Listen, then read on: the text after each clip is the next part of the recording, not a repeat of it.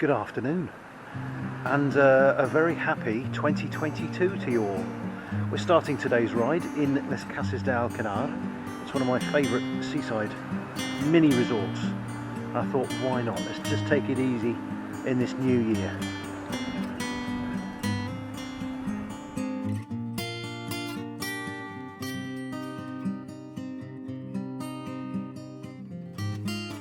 So, according to the forecast, I should be bidding you a warm welcome to 2022, but they've got it wrong.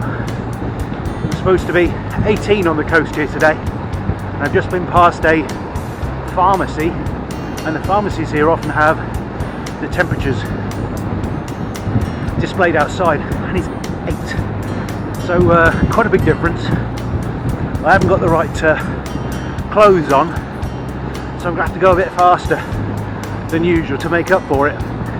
And seeing as this is my first ride in 10 days and the longest break I've had since restarting cycling proper back in 2020, I think I'm going to find it a tough one. But perhaps I ought to celebrate the challenge because it is 2022.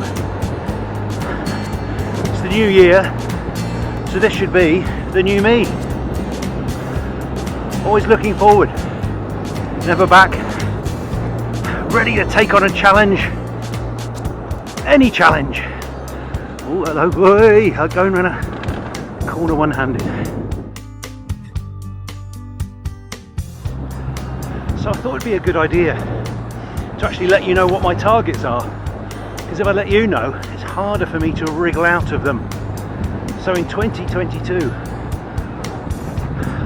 I plan to lose 30 kilos, which should be an interesting challenge, and I'm hoping to achieve it by a combination of intermittent fasting and avoiding carbs as much as possible. They don't think much of it either, but unfortunately that also means avoiding alcohol, which would be quite a thing for me, but it's already had an effect. Steady the rock. What a ship with this hand.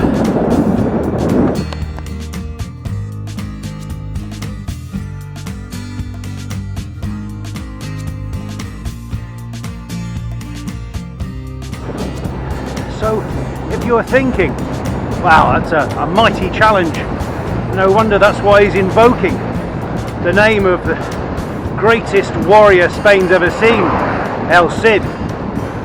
Well, actually no, we're going to Peñiscola, where they shot the 1961 film with Charlton Heston, Sophia Loren. We're just coming into the town of Vinaros, which I remember as being lots of large hypermarkets and out-of-town mega stores, and that's exactly what it still is. But my route was supposed to take me along the front, where it's probably very pretty. It is the Mediterranean after all, they can't have cocked that up. So I'm hoping on the way back we'll be able to see that. But right now I'm just going to stick with getting some kilometres in. Well, I'm learning quite quickly that Valencia don't look after their roads. This is the N340, it's massive. I think it goes between pretty much France and Portugal on the coast. It used to be called the Road of Death. What do you say after that? It's in terrible condition. There's lots of cars and it's pretty unpleasant. And all I've got to look at, endless furniture shops and possibly the largest closed Chinese restaurant I've ever seen. I headed out today without having properly researched the route at all. I just whacked it into the Garmin Connect app thingy and just thought, whatever, it'll do. Well, I'm still on this bloody horrible road. I don't know how far I've come, probably another 25, 30 kilometres. And it's just advised me to turn left onto the worst gravel Looked like, no, not as good as that. Oh no, that'd be lovely. Terrible, terrible road. And I just couldn't do it, so I came back on the main road. Which I know takes me to the right place, but I'm now looking for anything that would take me down onto the coast. Crazy.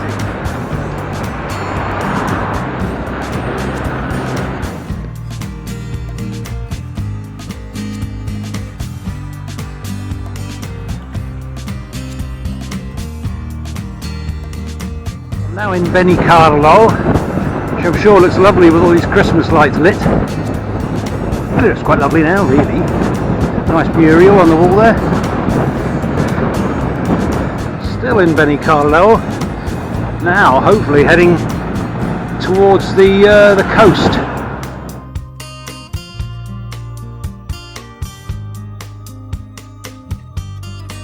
Brave or foolish?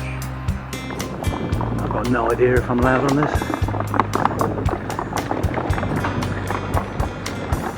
Quite pleasant though. The Garmin says I can come this way. I'll blame it. Again, I don't know where we are again.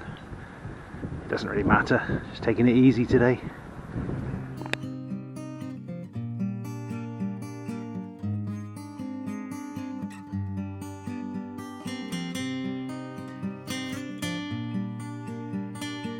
This has to be one of the longest built up fronts we've ever seen in Spain.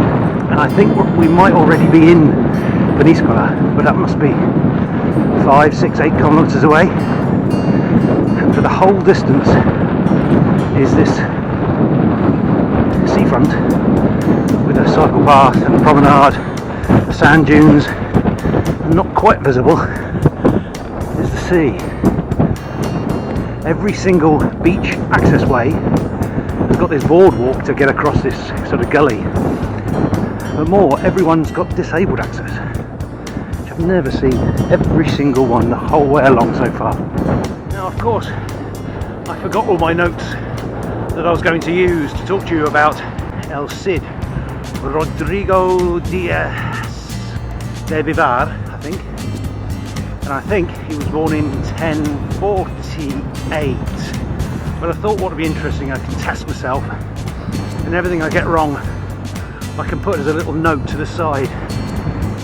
He became, at a young age, the aide and later the master of arms to the king's son.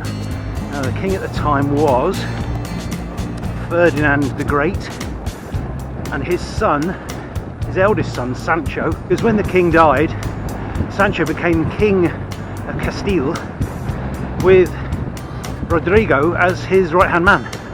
King, who I just said, Ferdinand the Great, he was also king of Leon, and he decided to split his kingdom between his sons. But that didn't really suit Sancho because he thought he should get the lot.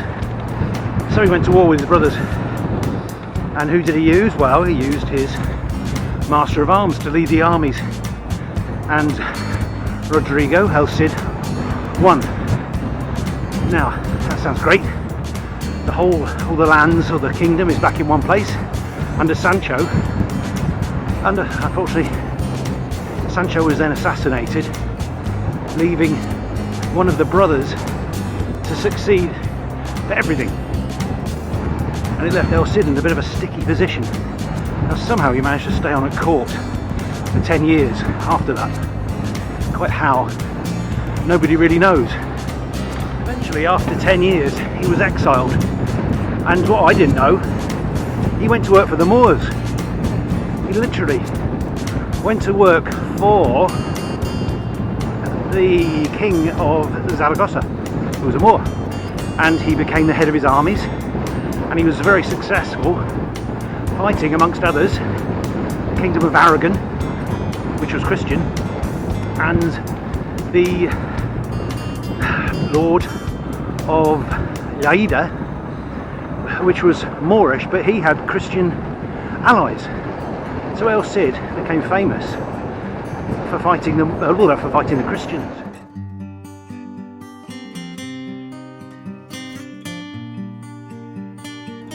It was quite a complicated situation because the Moors actually welcomed Christians into their kingdoms. It was only the Christians that hated the Moors. Anyway, the Moors inflicted a defeat on El Cid's old nemesis, the King of Castile, and cap in hand he had to go back to El Cid and ask him for help. But of course it was quite a foolish thing to do, because by this time El Cid was extremely powerful.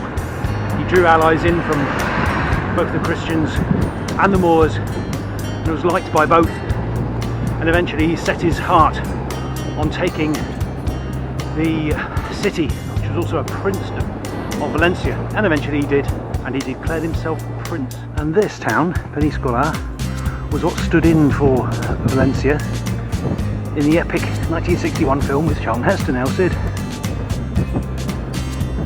Didn't have a volleyball net in those days.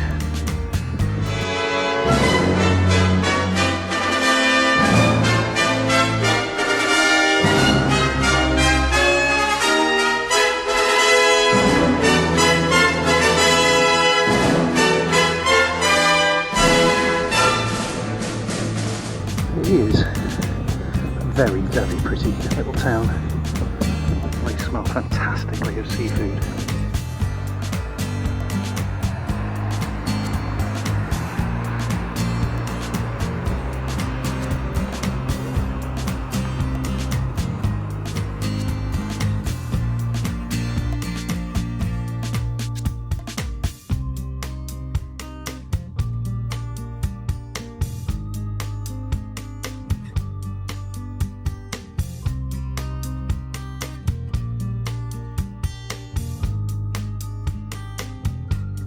This is the smoothest tarmac I've ever been on. It's completely soundless. Wonderful. So I'm back in Peñiscola, and the bit that I missed before, which was a shingle beach.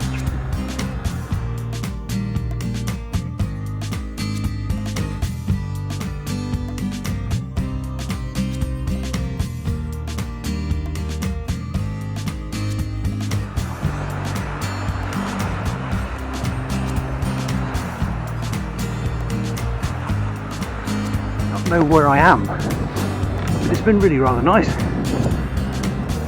cycling along this it's almost like an access road. There's no other road between me and the sea, so on the right hand side are houses and some hotels, not many hotels, and then all the way along here all we've got is this perfectly empty, perfectly flat road. I'm just getting to the end of that urbanisation. It must have been 5 kilometres long, with maybe 3 roads wide going back from the shore. Just getting to the end of it now. No idea what it was called.